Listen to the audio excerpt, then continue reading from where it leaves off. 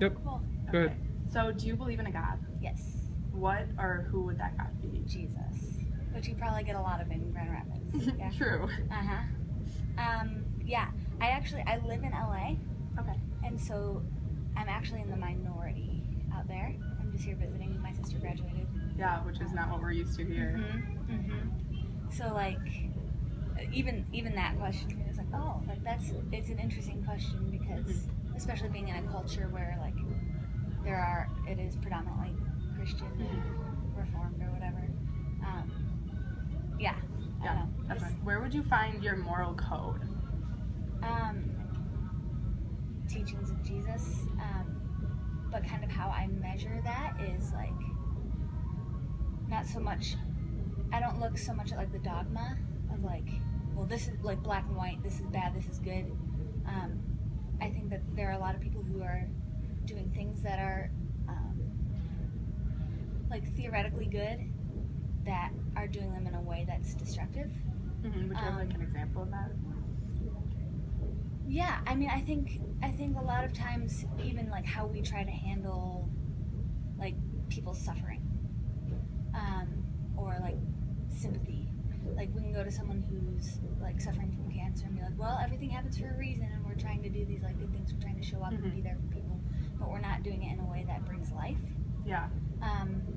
And so the way that I kind of look at that is like the way my litmus test is like, is this bringing life to another person or is it not? Yeah. And if it's not, then I kind of am like, even if it's not a bad thing, And it's not necessarily a good thing or like the right thing.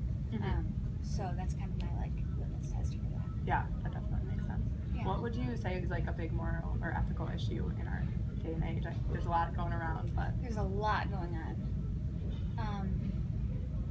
I mean, with the whole like Baltimore thing, issues of race that's like obviously a huge conversation right now.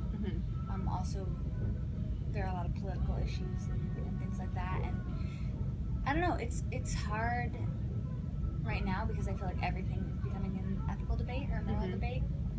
It's not just about like the politics of it anymore, or not just about like the finances of it. Everything is becoming like very personal. Yeah. And I think that for me, I think one of the big ethical issues is like what's personal and what's not, and like when is it okay to like let something not be personal, and when do we like need look to, at it with like from a higher objectively, objectively. and when do we need to like actually like kind of get down to the CI level and be like, no, but like this is a personal issue and this does affect you as an individual, and that does matter, you know. Yeah. Have you ever heard of stem cell research? Do you know how you would stand on that? Do you know what it is? I know what it is.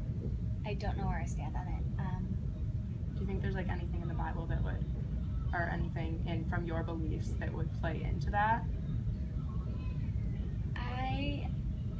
Yes, for both sides. Because on the one hand, like life is life, and if you're like stem cell research is potentially giving life. Yeah, it's potentially taking life and potentially giving life. And I've had friends who have like regained use of their body because of stem cell research. So on the one hand, I'm like, yes, I'm really glad that happened for them, but it's a dilemma. I honestly don't know enough about it to feel like, yeah, it's a hard thing. Yeah. Well, thank you so much. You're welcome.